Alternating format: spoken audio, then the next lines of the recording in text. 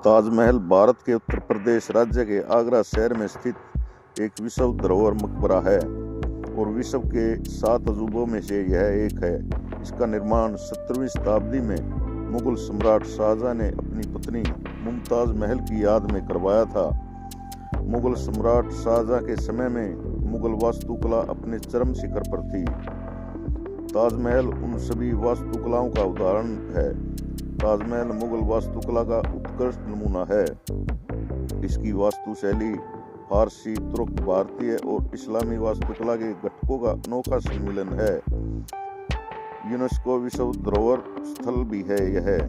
इसके साथ ही इसे विश्व धरोहर के सर्वोत्तर प्रशंसा पाने वाले अत्युत्तम मानवीय कृतियों में एक बताया गया है। ताजमहल को भारत की इस्लामी कला का रत्न भी घोषित किया गया है। साधारणतः देखे गए संगमरमर की शिलाओं की बड़ी बड़ी परतों से ढककर बनाई गई इमारतों की तरह न बनाकर इसका श्वेत गुंबद और टाइल आकार में संगमरमर से ढका है। केंद्र में बना मकबरा अपनी वास्तु श्रेष्ठता में सौंदर्य का संयोजन का परिचय देता है। ताजमहल इमारत संपूर्ण संरचना की खास बात यह है कि यह पूर्णतया सममितीय है। इसका निर्माण उस्ताद अहमद लाहौरी को प्राय प्रधान रूपांतरणकर्ता के रूप में माना जाता है। ताजमहल के निर्माण में लगभग 22 वर्षों का समय लगा था। ताजमहल का केंद्र बिंदु है एक वर्गाकार नींव आधार पर बना श्वेत संगमरमर का मकबरा। यह एक सममितीय इमारत है जिसमें एक ईवान यानी अति विशाल वक्राकार द्वार है। इस इमारत के ऊपर एक गुंबद सुशोभित है। अधिकतर मुगल मकबरों में जैसे इसके मूल अवयव फारसी उद्गम से हैं। इसका मूल आधार एक विशाल बहुकक्षीय संरचना है।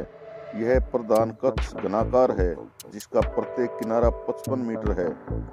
लंबे किनारों पर एक भारी भरकम पिस्ताक या मेहराबकार छत वाले कक्ष का द्वार है।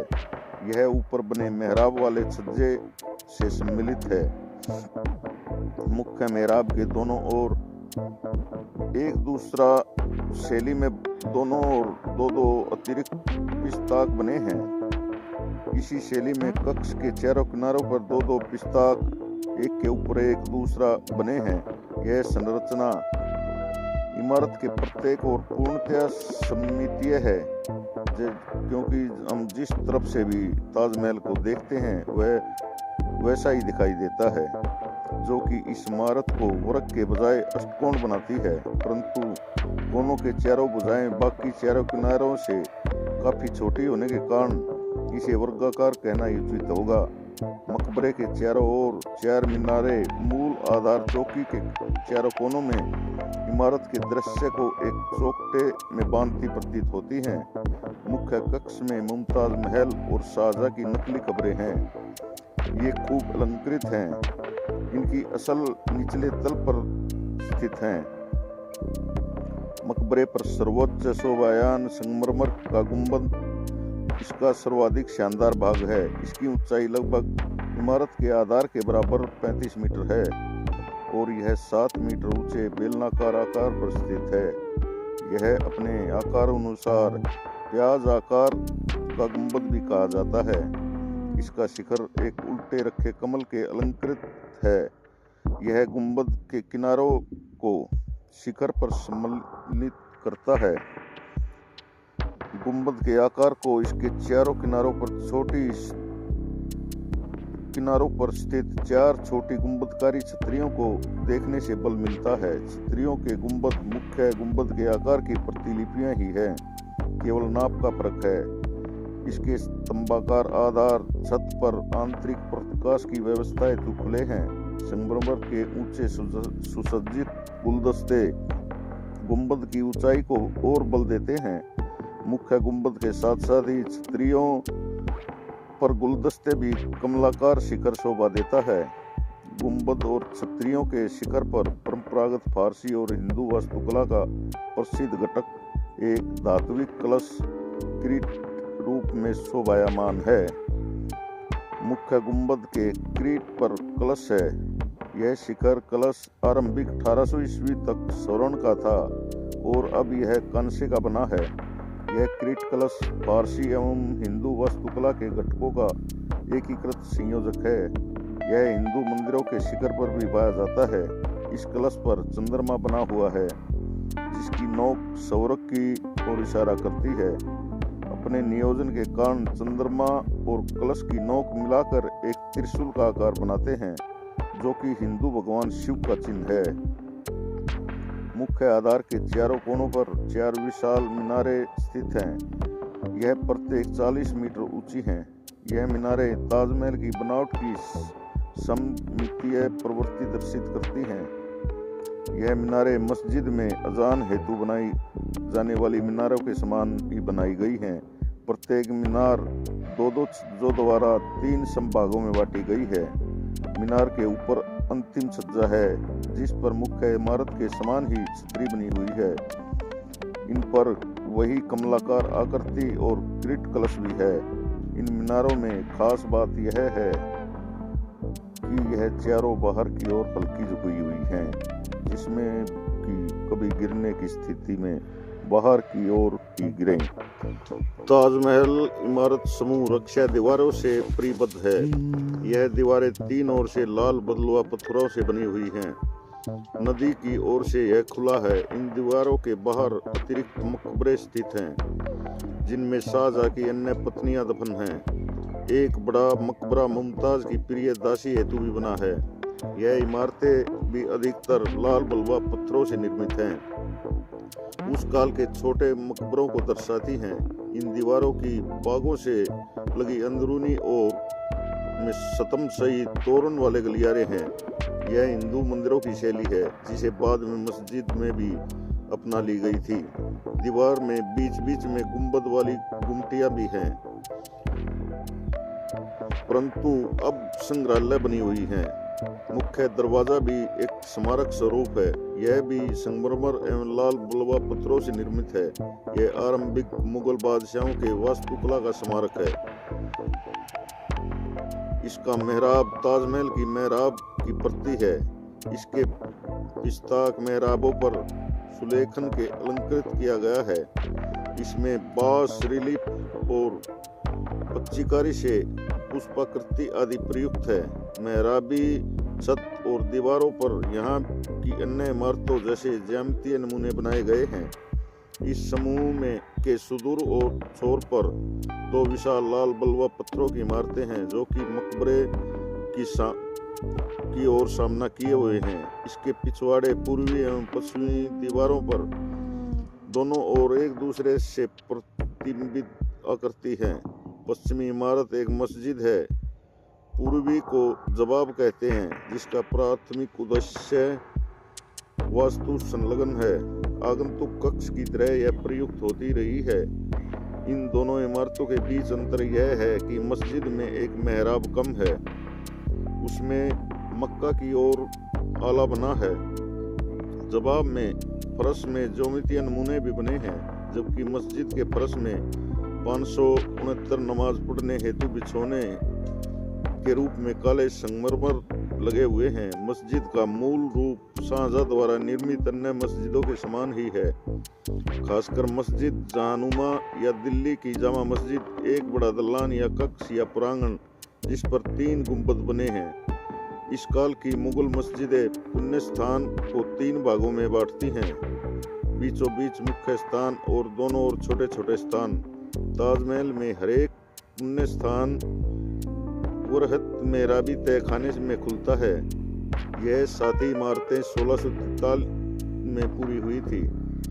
ताजमहल परिसीमित आगरा नगर के दक्षिण छोर पर एक छोटे से भूमि पठार पर बनाया गया था। पूर्व में इस जमीन पर राजपूताना राज्य के अंतर्गत जयपुर के महाराज जयसिंह का आलीशान महल था। महाराजा शाहजहां ने इसके बदले जयपुर के महाराजा जयसिंह को आगरा शहर के मध्य एक बहुत वृहत महल दिया था। लगभग 3 एकड़ क्षेत्र को खोदा गया। उसमें कूड़ा करकट भरकर उसे नदी की सतह से 25 मीटर ऊंचा बनाया गया। जिससे कि शील अनादि से बचाव हो सके। मकबरे के क्षेत्र में 50 कुएं खोदकर कंकड़ पत्थरों से भरकर नींव स्थान बनाया गया। फिर बांस के परंपरागत पेड़ के बजाय एक बहुत बड़ा ईंटों का मकबरे के समान ढांचा बनाया गया। यह ढांचा इतना बड़ा था कि अभियांत्रिकों के अनुमान से उसे हटाने में सालों लग जाते। इसका समाधान यह हुआ कि शाहजहां के आदेश अनुसार स्थानीय किसानों को खुली छूट दी गई कि एक दिन में कोई भी चाहे जितनी भी ईंटें उठा सकता है, और वह ढांचा रात भर में ही साफ हो गया। सारी निर्माण सामग्री और संगमरमर को नियत स्थान पर पहुंचाने के लिए एक 15 किलोमीटर लंबा मिट्टी का ढाला बनाया गया। 20 से 30 बैलों के खास निर्मित गाड़ियों को जोतकर शिलाखंडों को यहाँ लाया गया। एक विस्तृत पेड़ और बल्ली से बनी चरखी चलाने की प्रणाली बनाई गई, जिससे कि खंडों को इच्छित स्थानों पर पहुंचाया गया। नदी से पानी लाने हेतु रहट प्रणाली का प्रयोग किया गया। उससे पानी ऊपर बने बड़े बड़े टैंकों में भरा जाता था। फिर यह 3 गौण टैंकों में भरा जाता था, जहां से यह नलियों द्वारा स्थानों पर पहुंचाया जाता था।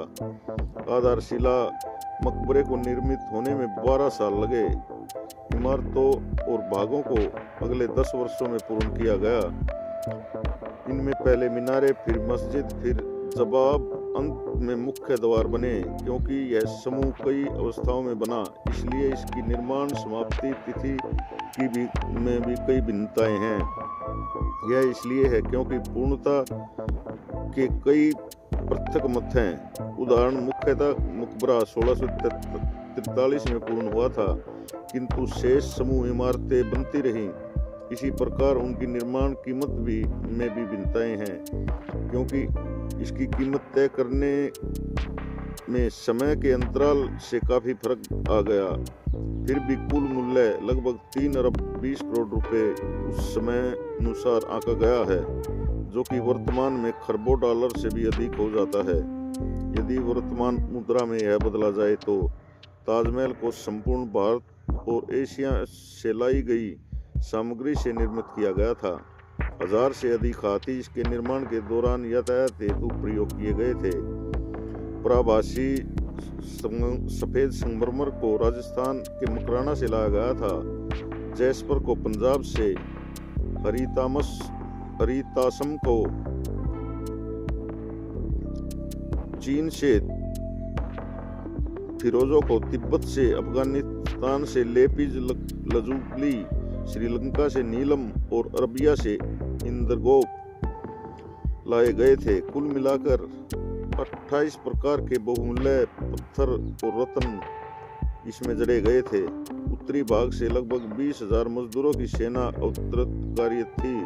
बुखारा से शिल्पकार, सीरिया और ईरान से सुलेखनकर्ता, दक्षिण भारत से पच्चीकारी के कारीगर, बलूचिस्तान से पत्थर तराशने और काटने वाले कारीगर इनमें शामिल थे। कंगूरे, बुर्जी, कलश आदि बनाने वाले, दूसरा जो केवल संगमरमर पर पुष्प तराशता था, इत्यादि 27 कारीगर इनमें जुड़े थे, जिनसे सृजन इकाई गठित की गई थी।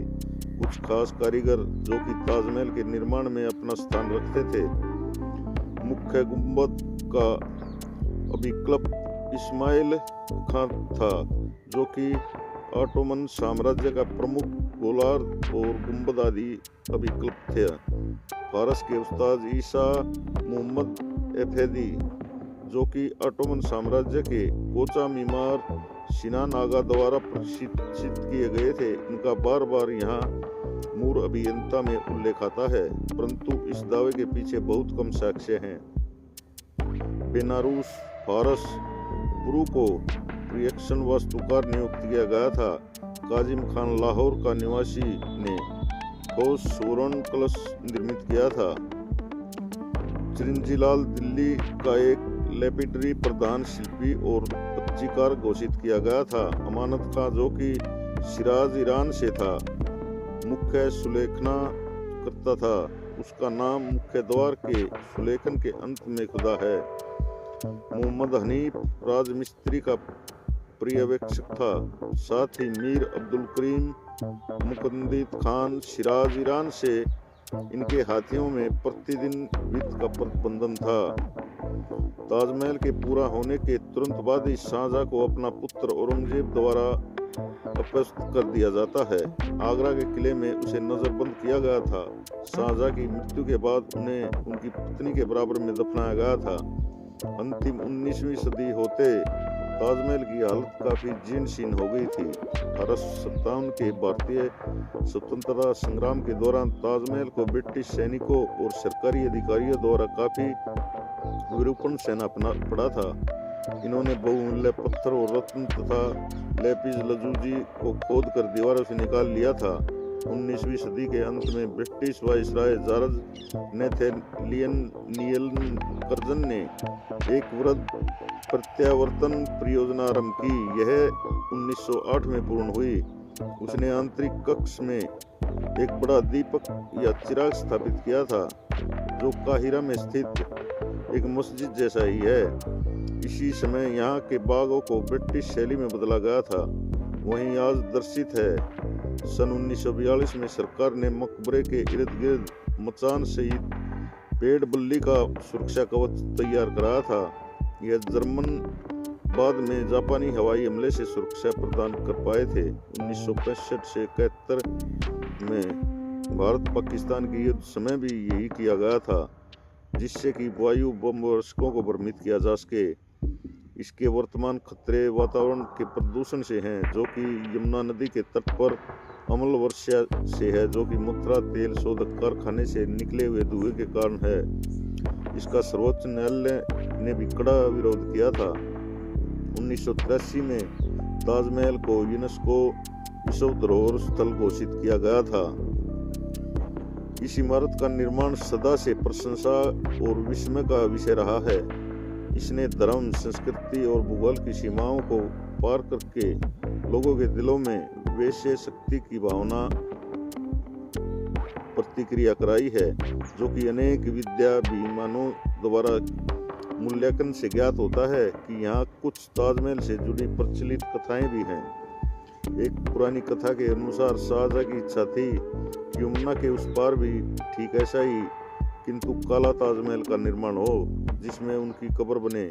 यह अनुमान जीन बैप्टिस्ट टेवनियर, प्रथम यूरोपियन ताजमहल पर्यटक जिसने आगरा 1665 में घूमा था, की कथानुसार उसने बताया कि शाहजहां को वापस कर दिया गया था, इससे पहले कि वह काला ताजमहल बनवाए। काले ताजमहल में पड़े संगमरमर की शिलाओं से, जो कि यमुना के उस पार महताब बाग में है, इस तथ्य को बल मिलता है। परंतु 1990 के दशक में की गई खुदाई से पता चला कि यह सफेद संगमरमर ही थे, जो कि काले पड़ गए थे। काले मकबरे के बारे में एक अधिक विश्वसनीय कथा 2006 में पुरातत्ववेदाओं द्वारा बताई गई थी, जिन्होंने महताब बाग में केंद्रीय सरोवर की पुनः स्थापना की थी।